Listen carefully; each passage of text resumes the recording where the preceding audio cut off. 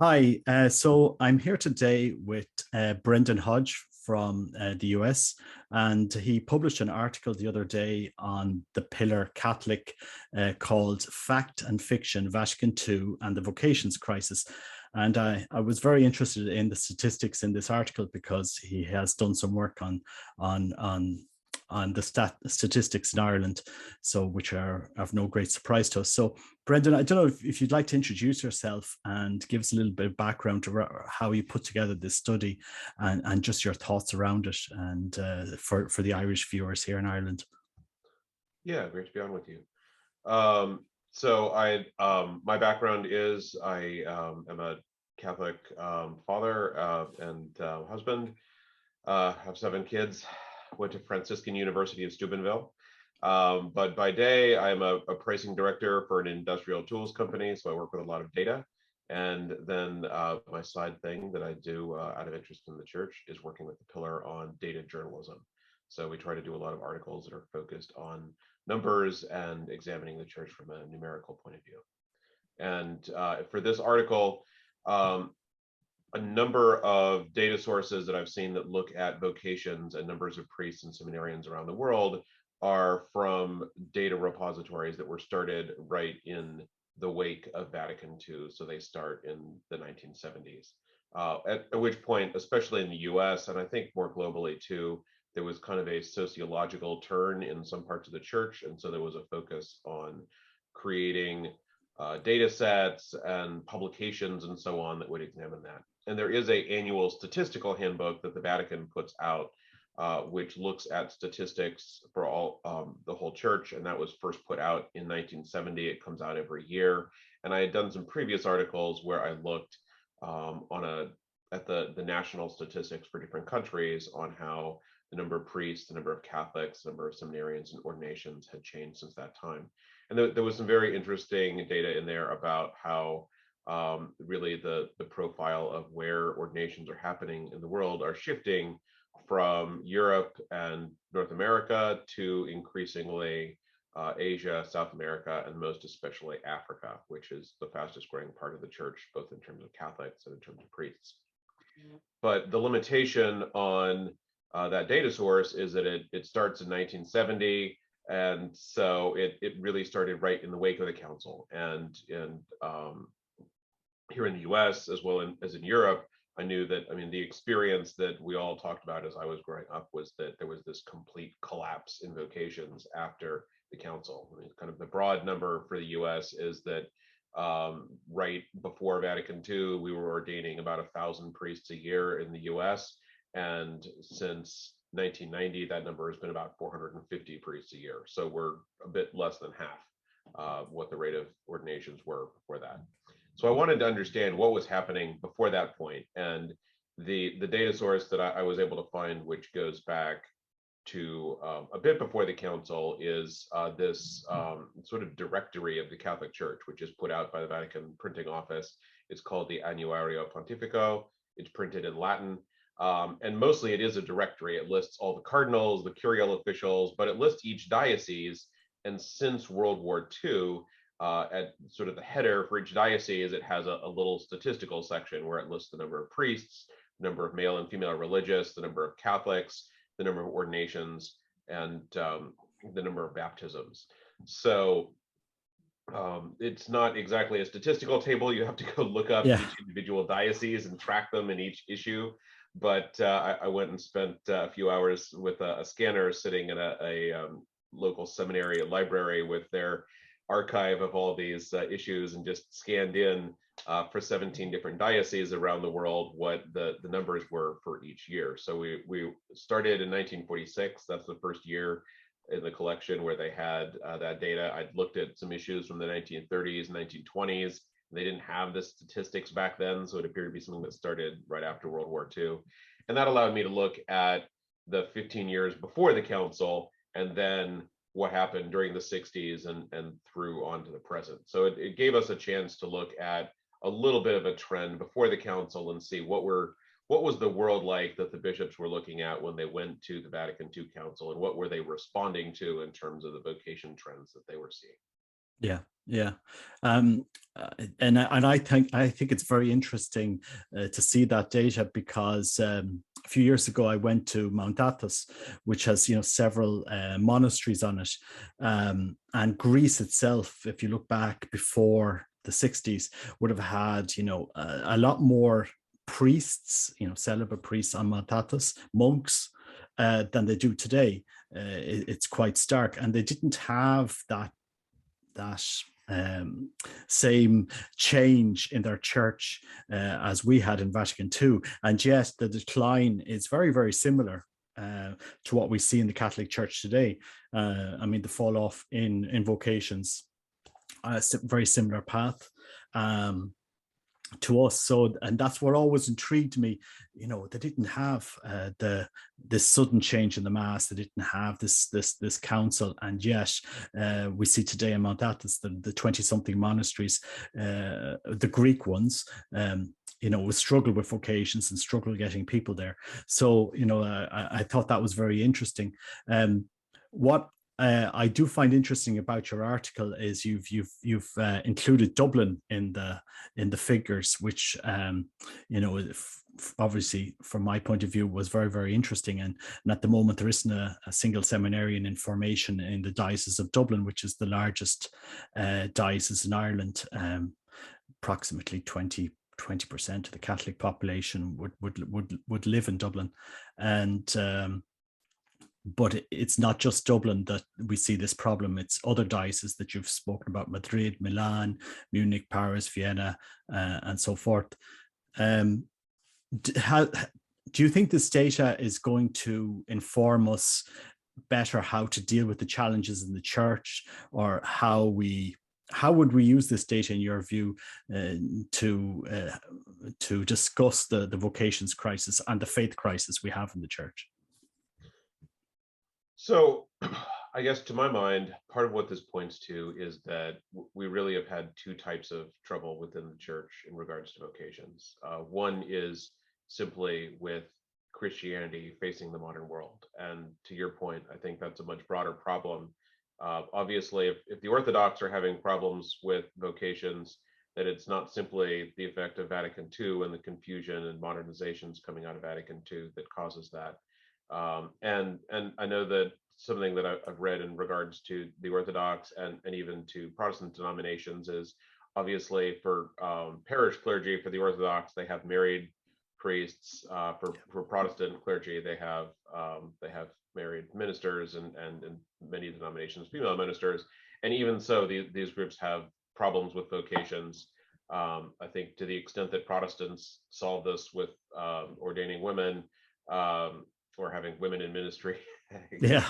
to use words right, they it's almost you have women kind of taking on being a minister as a hobby in later life. So women in their 50s and 60s being ministers. And if we think about that from a Catholic point of view, that's clearly not the purpose of the priesthood. And I think that the struggle that we have in the modern world that the Orthodox are seeing as well as us is that in the modern world, with its affluence, with its secularism, there's a confusion about what the human person is for and about what life is for. And whether we had the council or not, that's something that we would be facing in the church. And it's something that I think the bishops heading into the council recognized that we were facing and thought that with Vatican II, they would seek to answer.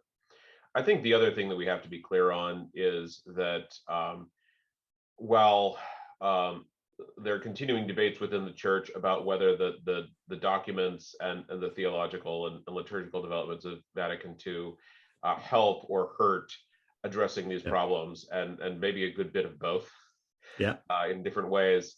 The immediate effects of the council, both with people believing that everything could change within the church, that the church might be becoming almost Protestant in its approach, and that soon other things would change, like maybe birth control would be approved or women would be ordained. This level of confusion was absolutely unhelpful for the church. And so I think that although the data points to that there were clearly some declines, particularly in European dioceses And in the oldest diocese in the US, where you had almost more of that trend that went back with Catholicism 300 or 400 years, you were seeing in areas that had been very dense with priests, fewer ordinations in the years after World War II. I mean, this was a period where the world had just gone through two world wars. There was a huge rise in secularism. We know that the 60s were heading in to become a very confused time already, and that the 50s were in some ways prefiguring that. So there was a great deal of trouble in the world, but the sort of wide open sense that, you know, maybe nothing is fixed, maybe everything is changing, was Yeah. absolutely unhelpful to the church. And so even in parts of the church that were radically growing at the time, so at the diocese that we looked at in Asia and in South America, there was a decline of about 10 years in ordinations, where even there were fewer men going into the priesthood, despite the fact that there were vastly more people. Unlike Europe and the US, they didn't have the rapidly falling birth rates at that time, because I think that's another aspect of secularism we see, is that when you had larger families and Yeah. sort of a more just a more growth focused society, and a society focused on families, there were more people going into the priesthood and thinking about life in these cyclical terms of who will be the next generation of priests. Yeah. And today there is a huge emphasis on sort of what's my personal fulfillment, and pursuing one's own dreams in a very self-centered and secular fashion. And so our society is less conducive to the priesthood, but we're also having to rebuild a bit within the church. And I think we see both of those effects in the data that we're looking here. Yeah. No, it's very interesting, because when this society that's ever more, you know, focused on the individual, we see, for example, in the UK, they've appointed a minister for loneliness, because people, you know, they focus on themselves, less children, a lot of people not getting married, and then in their elderly years, that they have nobody, they have no family to visit, they have no children, and it's not just in Europe. We see this in Scandinavian countries, where, because the marriages have broken down, that they have a housing crisis, in the sense that they need more accommodation for people who are living on their own instead of living in families. And this is, you know, consequences for society in general. What I constantly come across in this discussion on Vatican II is it. We obviously see a change in the church after Vatican II, which has. Some people will criticize everything on the documents, and other people, will defend them. From my point of view, if we look at the statistics of who voted for each individual document, for example, Sacrosanctum Concilium overwhelmingly voted for by the bishops. I think 4 abstained, so 99 point something % voted for this document, and yet it's probably now one of the most contentious ones after Summorum Pontificum and Traditionis Custodes, 2 documents which try to address the reforms that came out of that. I suppose what would your opinion be on the implementation of the Vatican II and later changes as regards vocations, and leaving aside the documents themselves of Vatican II? But it seems to me that one of the important things there is to distinguish between the documents and the implementation. We had a reading group in my parish a couple months ago where we read Sanctum Concilium, and the thing that was striking me reading the document focused on the liturgy is that if you read it sort of as a time traveler with no sense of what's happened next, there's some things that would really throw you off, where it's talking about Latin as having pride of place in the church, about the importance of Gregorian chant. These are not things that you would recognize walking into the average parish these days. Yeah. My wife, who is a cantor at our parish and a very good singer, often has struggles with our music director, who is someone who was in seminary during the 1960s and then left to get married and so on. But we'll often say, well, but we don't do Latin after Vatican II. That's what Vatican II is about. And so there's this huge disconnect between what the document actually says and what people are convinced. It's kind of the spirit of talk about the spirit of the council. And so I think there is a big difference between these two. And maybe a lot of that was attributable to what people had wished the council had said, or just the spirit of the times, which, I mean, the 1960s were a really turbulent time through all of Western culture, and it was a bad time to be trying to rebuild a ancient institution like the church, because people would take things wrong. I know there was the sort of apologist and theologian Frank Sheed, several of whose theology books I've read. He also wrote an autobiography called The Church and Me, and he wrote that in the 1970s after his wife Maisie had died, and several of his children were starting to fall away from the church. And I was reading that, and it's a very different book in tone from his theology books, which were written in the 40s and 50s. And he talks at one point about kind of who knows where the church is going. It may be that we'll have married priests soon. It may be that women will be becoming priests. And the thing that really struck me is, compared to the sense of the church as eternal institution with eternal teachings that you get in all of Sheed's other books, it kind of reads as the writing of a shattered man near the end of his life. And I think that for a lot of people, there was this sense of shattering. And even if they maybe thought intellectually that from the documents and from what they had believed all through their lives, that they knew what the teaching of the church was and what its limits were, that as they watched sort of what priests were saying the council meant and what was being implemented in the parishes, there was this sense of free fall and sort of what could this all mean. And I think it's natural that there were a lot of priests and religious who had kind of crises of faith and vocation and left during that time, that there were a lot of people who, if they were considering what to do with their lives, didn't discern a call to the priesthood because they weren't even sure what the priesthood meant anymore.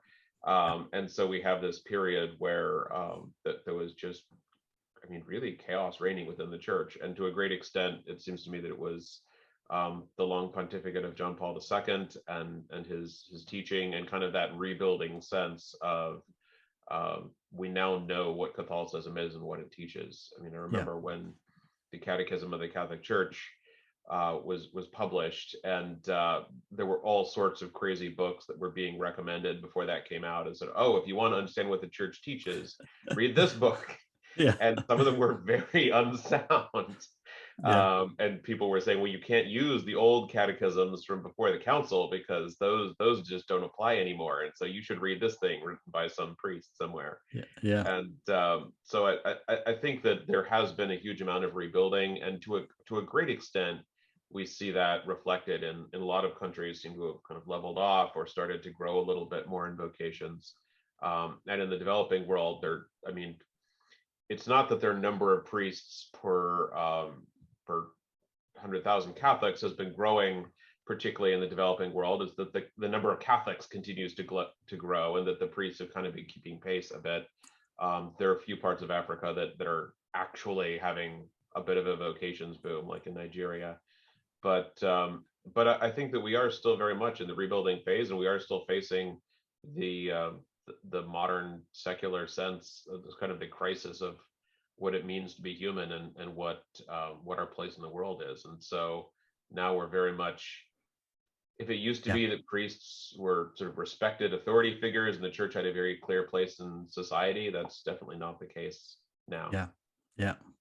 I mean, at the moment in Ireland, where we are, is it's a very sad situation we're here in, because there's so much confusion, and I think the sex abuse scandals really clouded a lot of what the church was willing to do and say in society. And when we had two referendum, a very contentious referendum over the last number of years, the second one being that the right to life, we removed that from our constitution. And it was very sad that during that campaign, we saw many priests would actually say, well, look, I can't be dogmatic on this issue, or wouldn't even speak up about the issue. And we see the legacy of that those changes introduced after Vatican II, the changes in formation, if anything was rigid before, well, look, we'll do the opposite afterwards, and we basically ended up in a situation in Ireland where the priest is afraid to be unpopular, and being unpopular is to teach the Catholic faith. So if you say, look, I believe in the right to life in the womb, that's sadly unpopular. And now we've seen Catholics divide ourselves in Ireland. There's ever more going towards a traditional, just purely we'll just remain in our traditional groups, or we'll remain in our liberal groups, and those in the center that will, if they go to mass, it might be out of habit, but there's no real practice of the faith. And I do think, sadly, in the church today, we need, as Catholics, to start talking together, because many traditional groups have great formation, but we need to come together and not just blame everything on these documents of Vatican II as if that was the great cause of the decline. I mean, and it isn't, because the sex abuse scandals were there before Vatican II, and I don't think the church would have withstood them. Regardless of the council, they wouldn't have been able to continuous the way they were doing things. So I do think it's good that we're having this conversation. Exactly what you're doing is looking at the statistics to challenge people, say, look, it's not all on these documents. So where are we going to go forward from here? That would be my view on it. And then we have to, start as Catholics to come together and to understand, learn, live our faith, instead of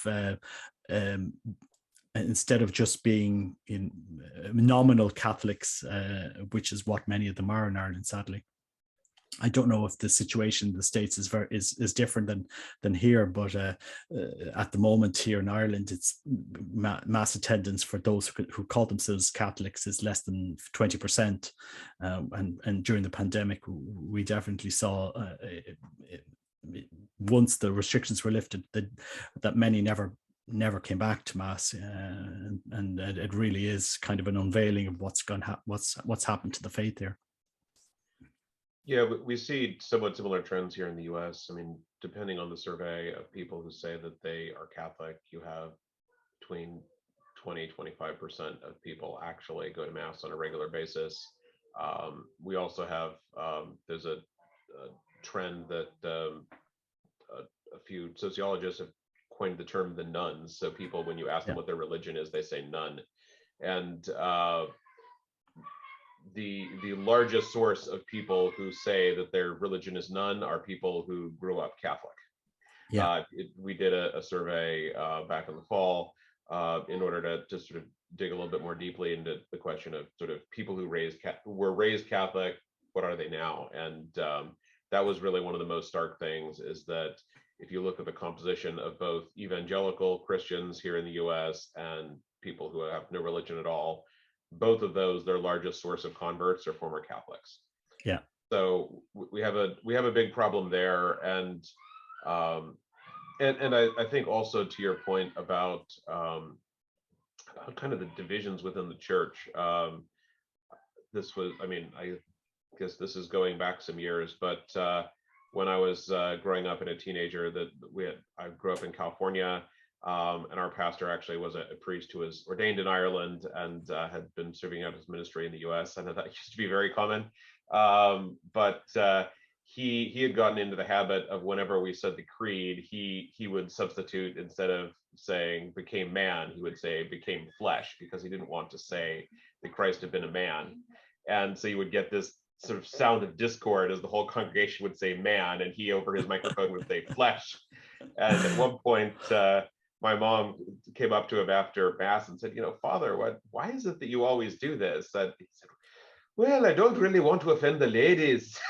She said, but it offends me when you say that Christ wasn't a man. When you say flesh, well, I'm not worried about offending you.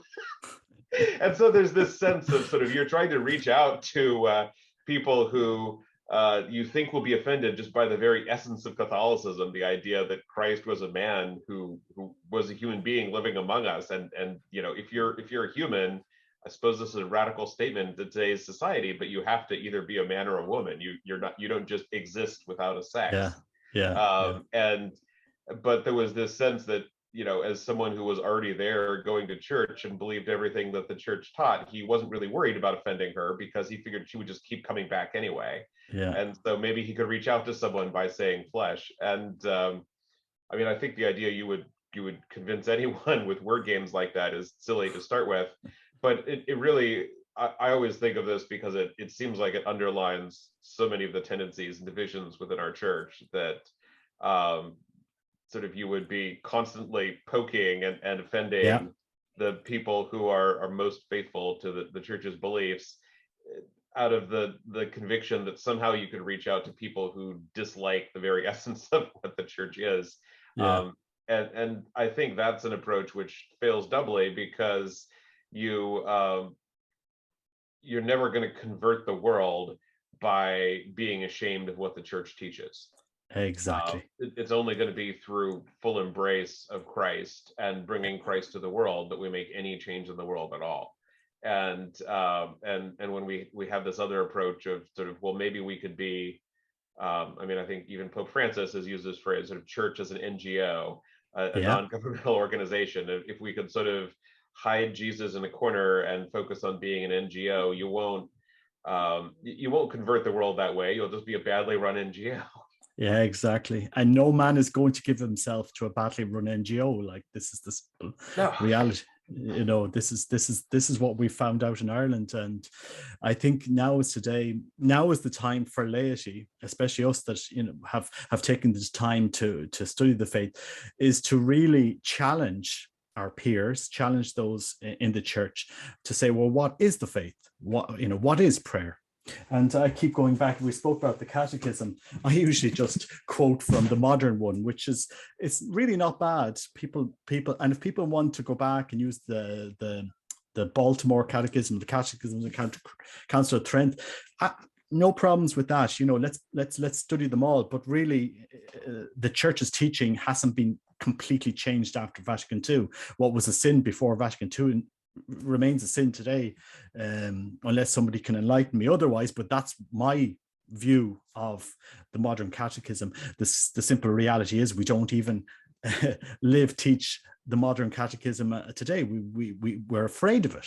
We're afraid to say what the catechism says. I don't know if it's the same in the US, but it's certainly the situation in Ireland. Priests are afraid to stand up and say, well, this is what the church's teaching is. And instead they'll stand up and say, well, this is what I hope the church's teaching will be, and that's what I'm going to preach.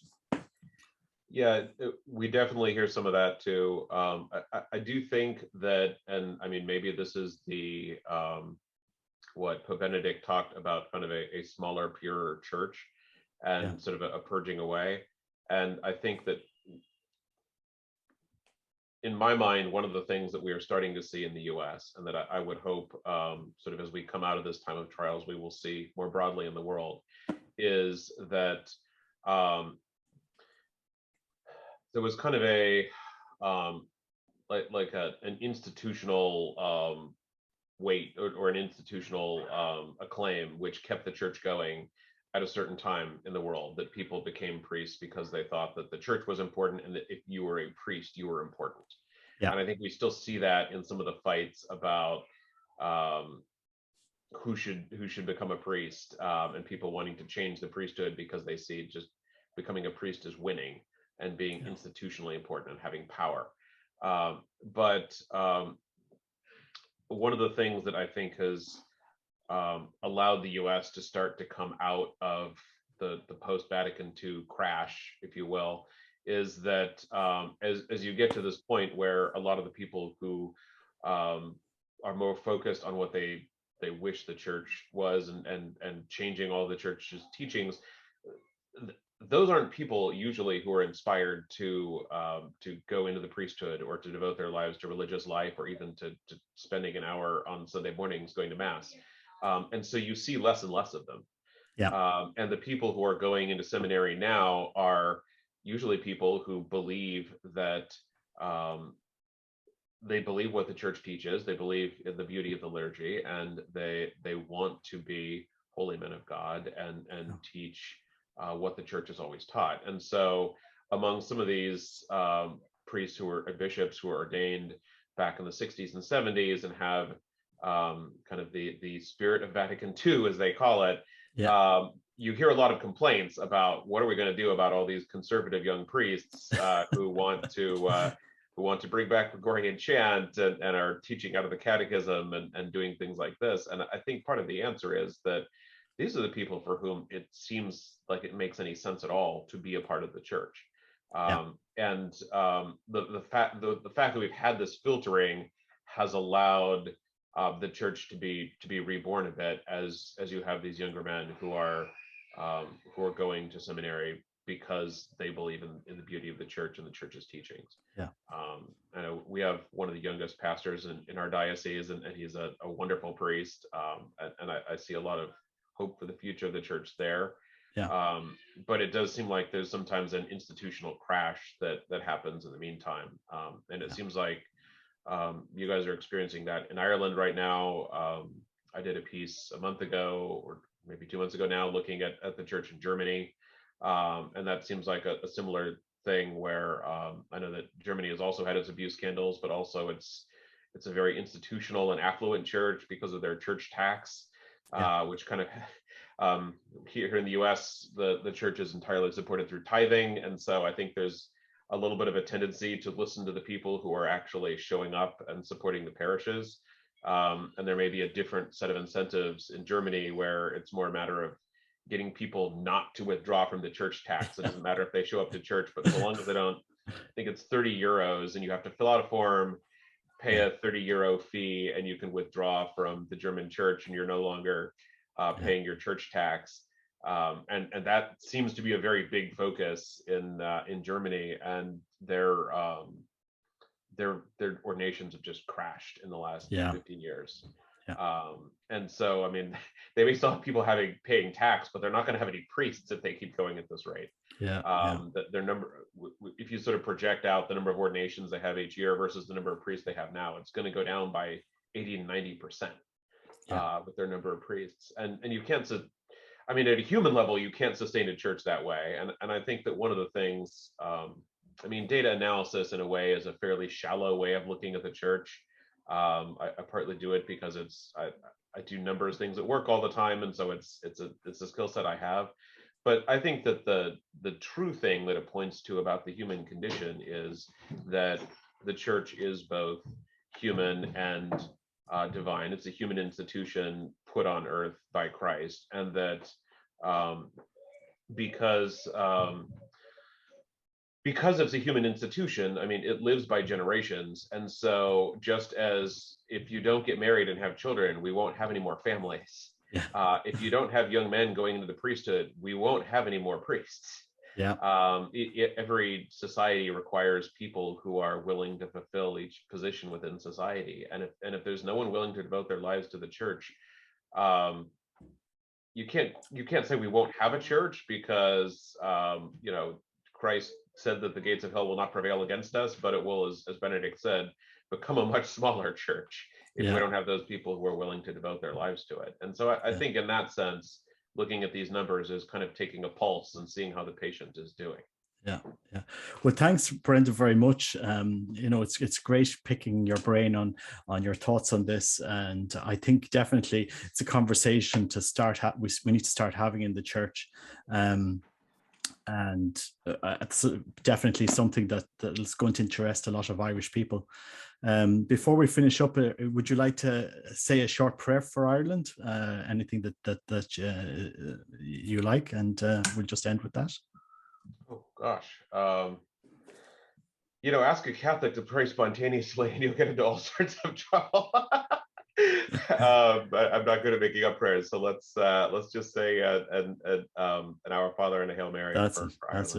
Okay. In the name of the Father, Son, Holy Spirit. Amen. Our Father, who art in heaven, hallowed be thy name. Thy kingdom come, thy will be done, on earth as it is in heaven. Give us this day our daily bread, and forgive us our trespasses, as we forgive those who trespass against us. And lead us not into temptation, but deliver us from evil. Amen. Amen. Hail Mary, full Mary, of full grace, of the Lord grace, is the with Lord is thee. with thee. Blessed art thou Blessed art among thou women, among and women, blessed is the blessed is the fruit of thy fruit of womb, thy womb, Jesus. Jesus. Holy Holy Mary, Mother Mary, of Mother God, of pray God, for us pray for sinners, now and sinners, at the now hour and of at the our hour death. of our Amen. death. Amen. Father, Son, Holy Spirit. Thanks, Brendan, for your time. Really appreciate it, and let's hope that this discussion, expands a little bit more, and we Thank can you. Yeah. we can. So hopefully someday you'll come to Ireland and bring your family here as well. Yeah, I would love to. My daughter is at Steubenville right now, and they have a semester in Europe. So she was over in Europe this semester, and she Okay. took a couple days out of her 10-day break to go to Cork and Okay. stay in Cork Okay. for a few days. So I hope she had a Okay. great time. Yeah. But It's I've never nice. been to Ireland myself. Okay. I'd love Oh to well. someday. Well, mi casa es tu casa, as they say in Mexico. Thank you. Anyway, okay. God bless. Take care. Take care. Bye-bye. Bye.